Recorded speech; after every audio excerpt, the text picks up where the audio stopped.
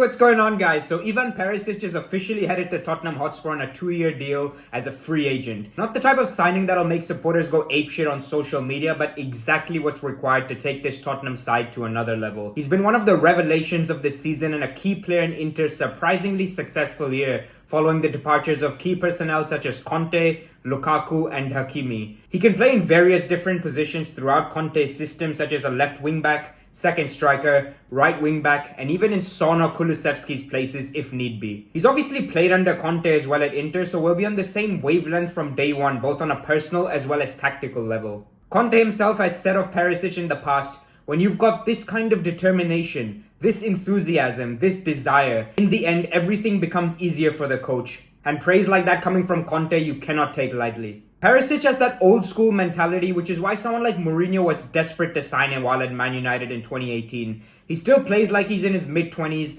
tireless work rate, and feels like he's got 3 lungs on him at times. He'll put some of these younger players to shame with how much ground he'll cover. He's also one of the most two-footed players you'll ever see. I mentioned this to a couple of Spurs supporters who came back at me with Son. Now, while Sonny is well capable of scoring with both feet, he's predominantly right-footed with his passing, dribbling, and crossing. With Perisic, you'll genuinely struggle to tell which is his stronger foot. He's capable of both cutting inside and staying out wide and hogging the touchline like a traditional left winger from yesteryear. Excellent crosser of the ball, Harry Kane will be smiling like a fucking psychopath at the thought of getting top quality delivery from the flanks. Wouldn't be surprised at all to see him bag a few more headed goals next season. Perisic is also a very competent dribbler. The constant stepovers and sudden bursts of acceleration make it very difficult for defenders to read what he's going to do, and even when they can, it's tough to actually stop him from executing his move. Aerial ability is fantastic for a wide player. It helps that he's 6'1", but won't be beaten for headers unless he's played centrally, which is never really going to be the case. The physicality of the Premier League won't faze him one bit.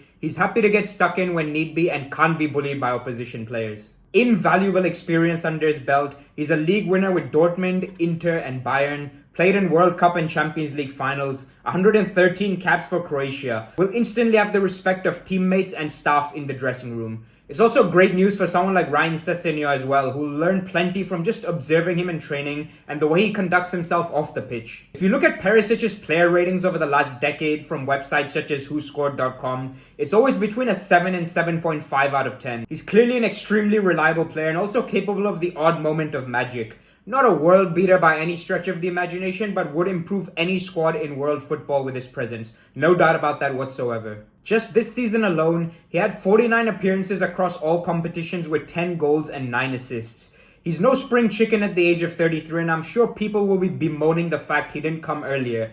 However, with the way sports science has progressed in recent times, there's no reason he can't be an extremely valuable asset going forward. You look at Thiago Silva and Cristiano Ronaldo bossing it in the Premier League at the moment, Zlatan just winning the league with AC Milan on pretty much one leg, or even current Inter Milan president Javier Zanetti, who Perisic will no doubt know very well, who carried on playing till he was 41 years old. Cautiously, you'd think he has about 2 years left in the tank, but based on Ivan's characteristics, that could quite easily also be 4 or 5. Especially because his game time can be managed and he won't demand to be on the pitch week in, week out going forward. Now, honestly, with world-class forwards like Kane and Son already at the club, and a serial winner like Conte at the helm, Tottenham could very well be dark horses to challenge for the title. You might hear that and think, Christ, what are you blabbering on about, you prick? Liverpool and City are on a different stratosphere. While that might be true, if anyone can shake things up, it's this man. Chelsea finished 10th when he took over, and the media narrative at the time was the Pep Guardiola versus Mourinho battle in Manchester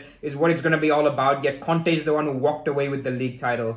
Juventus and Inter were pretty much both banter clubs, and he turned them into mentality monsters. It'll be a really tough ask, obviously, but it would be great for the league in its entirety if Tottenham are still in with a shout come April or May next year. These are very exciting times if you're a Spurs supporter. I'm expecting at least 3 or 4 more incomings this window. Obviously, you've signed Fraser Foster as well. I won't be making a video about him because I'm sure Premiership viewers will know what he's all about. But if someone like Bastoni does come in, I'll make sure to give my thoughts on what I think he can bring to the side. Please feel free to share your own thoughts, and I'll be happy to answer any questions you have. Take care, guys. Have a great day.